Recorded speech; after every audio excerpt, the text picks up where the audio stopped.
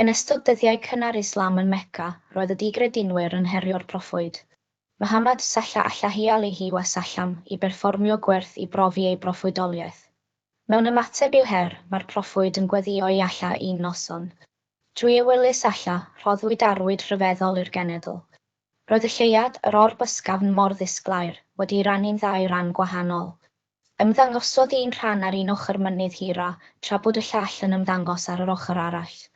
Gwelodd y di-gredinwyr y digwyddiad rhyfeddol hwn a'i llygaid ei hunain, ond gwrthododd y gwirionedd. Mae'r digwyddiad yn cael ei grybwyl yn y Koran yn surah al-Qamar. Mae'r awr wedi dod yn agos ac mae'r Lleuad wedi rhannu'n ddwy. Ac os ydyn nhw'n gweld arwydd, maen nhw'n troi I ffwrdd ac yn dweud, mae'n hyd. I'r credinwyr, roedd rhannu'r Lleuad yn wyrth mawr, atgoffa o bŵer a gras alla. Mae'n parhau I fod yn dystiolaeth hyd heddiw o bŵer mawr alla a'i negesydd. A phwysigrwydd ffydd.